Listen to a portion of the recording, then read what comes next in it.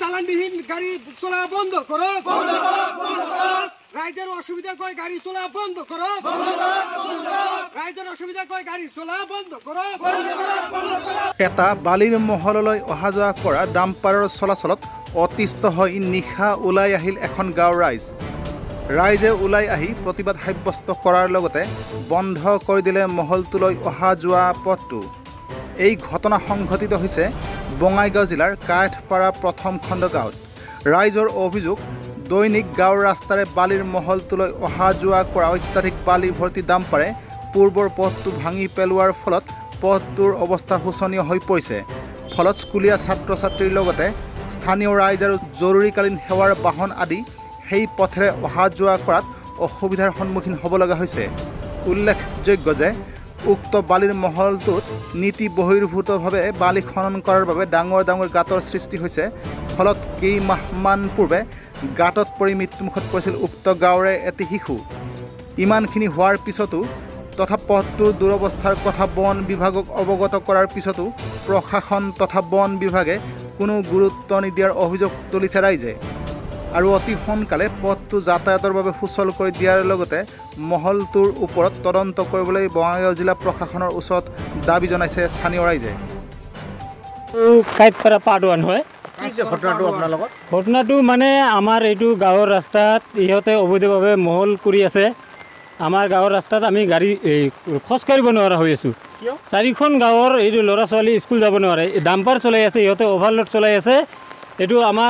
আমাৰ দাবী এইটোৱে যে এই ৰাস্তাটো ইহঁতে ভাল কৰাৰ কথা আছিল আজি ইহঁতক টাইম দিয়া হৈছিল 1 মাহ আগতে এসপ্তাহ টাইম দিয়া হৈছিল তাৰপিছত নেক্সট আৰু এসপ্তাহ দিয়া হ'ল ইহঁতে একো কৰা নাই আজি আমি খোজকাঢ়ি আহিব নোৱাৰা হৈছোঁ আপোনালোকে চাইছে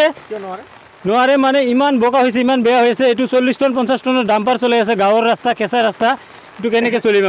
আমি চলিব নোৱাৰা হৈছোঁ কেতিয়া চলাই আছে ডাম্পাৰবিলাক এইটো ৰাতি দিন 24 ঘণ্টা ইহঁতে চলাই আছে চালান আছে নাই এইটো আমি নাজানো আমি ইহঁতক বাধা দিয়া নাই মহল কৰা আমি কৈছিলোঁ যে আমাৰ ৰাস্তাটো আমাক লাগে আমি আজি 4-5 মাহ হ'ল মানে আমি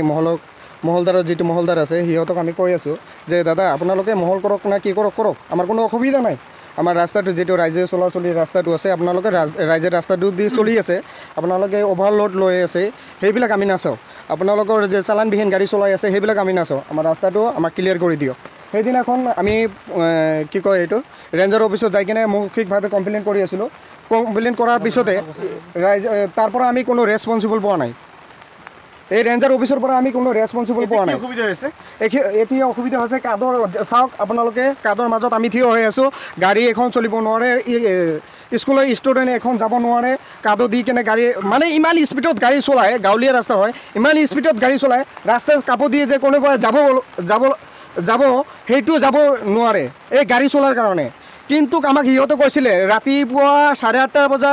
10টালৈকে গাড়ী নচলিব কিন্তু সিহঁতে দিনে ৰাতি নিজৰ ক্ষমতা বলৰ কাৰণে সিহঁতে গাড়ীটো চলাই আছে আমি আজি ৰাইজ ওলাই আহিছোঁ ইমান ঝৰিৰ মাজত আমি ৰাইজ ওলাই আহিছোঁ আমাৰ ৰাস্তাটো ক্লিয়াৰ কৰক তাৰপিছত আপোনালোকে গাড়ী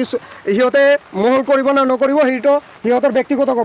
কথা আৰু আমাৰ এইটোৱে দাবী আমাৰ ৰাস্তাটো ক্লিয়াৰ হ'ব লাগে আমাৰ ৰাস্তাটো চেইন গ্ৰেভেল ফ্লাইঅভাৰৰ কথা কৈছিলে সেইটো আমাৰ চেইন গ্ৰেভেল ফলা নাই আমাৰ ৰাস্তাত চেইন গ্ৰেভেল ফলাব লাগে আৰু সন্মুখত এটা আৰু দিব লাগে ৰাস্তাটো ঠিক কৰি দিব লাগে আৰু আমাৰ যিটো ব্লক ৰাস্তা আছিলে সেইটো ভাঙি কেনে শেষ কৰি দিছে সিহঁতে অভাৰলোড লৈ কেনে যায় তাতে এটা গাড়ী আছে আপোনালোকে চাব পাৰে তাতে গাড়ীটো যিটো আছে তাতে গাড়ীটো আছে সেই গাড়ীবিলাক অবৈধভাৱে যিবিলাক গাড়ী চলি আছে সেইবিলাক গাড়ী বন্ধ হ'ব লাগে